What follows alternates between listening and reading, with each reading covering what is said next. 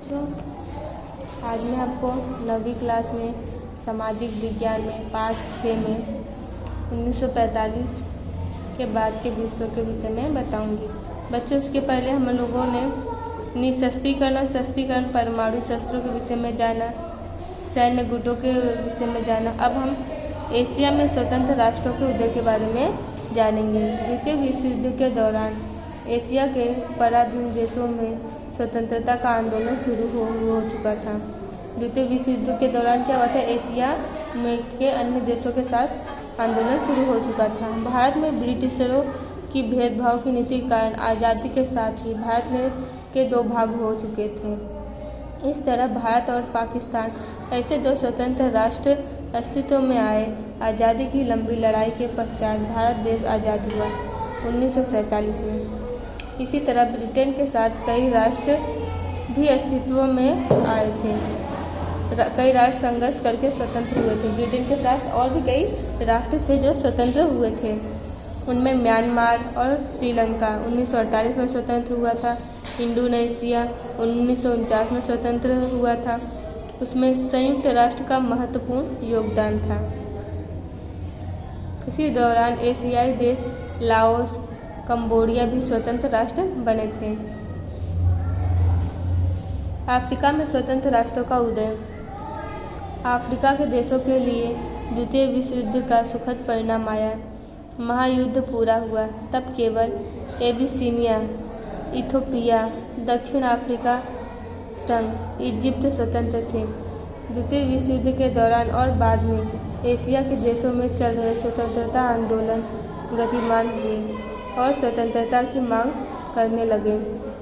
परिणाम यह हुआ कि 1951 से 1966 तक के 16 वर्ष के समय में अफ्रीका के 40 छोटे बड़े देश ने स्वतंत्रता प्राप्त कर ली। साम्राज्यवादी सत्ताएं विश्व में अपना प्रभुत्व छोड़ने वाली नहीं थी, इसलिए उन्होंने सत्ता टिकाए रखने के लिए प्रयत्न भी किए, परंतु कई देश इन दो महासत्ता गुट या सैन्य गुट के साथ न जुड़कर स्वयं स्वतंत्र रहकर अपने राष्ट्र का विकास करना चाहते थे। गुट निरपेक्ष आंदोलन। विश्व की दो महासत्ताओं में विश्व विभाजित हो गया। दो विरोधी महासत्ताएं और सैन्य गुट अमेरिका और रूस के साथ कई राष्ट्र शामिल हुए और कई राष्ट्र शामिल नहीं हुए थे। देखो, इन दोनों राष्ट्रों के साथ कई राष्ट्र शामिल भी हुए थे और कई राष्ट्र नहीं भी शामिल हुए थे इन दोनों महासत्ताओं के साथ। यानी कि विश्व में किसी भी सत्ता गुट या सैन्य गुट में न जुड़ने वाले राष्ट्र निर्गुट और उनके द्वारा अपनाई गई विदेश नीति गुट निरपेक्ष नीति के रूप में जानी जाती है। विश्व की दो महासत्ताओं की विचारधारा में जुड़े बिना तटस्थ राष्ट्र एक दूसरे के सहयोग से परंतु अपने अस्तित्व के साथ सर्वांगीण विकास करना चाहते थे। इस समय भारत के प्रधानमंत्री जवाहरलाल नेहरू, इंडोनेशिया के राष्ट्रपति सुकर्णो, इजिप्ट के राष्ट्रपति कर्नल नासर और यूगोस्लाविया के राष्ट्रपति मार्शल टीटो का गुट निरपेक्ष नीति को प्रबल समर्थन प्राप्त हुआ। विचार विमर्श के अंत में इंडोनेशिया के बांडुंग के तटस्थ राष्ट्रों की एक परिषद आयोजित की 1955। इस परिषद में एशिया के 23 और अफ्रीका के 6 देशों के बीच प्रतिनिधि उपस्थित हुए थे।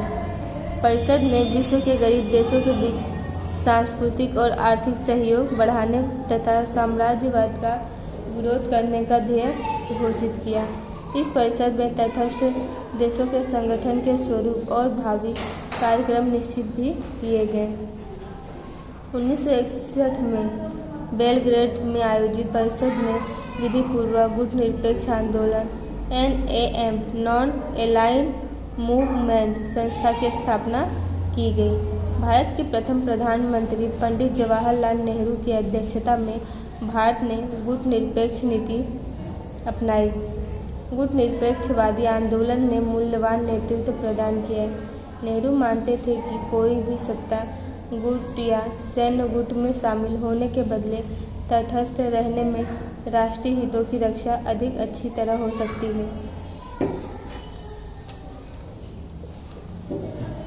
सकती है।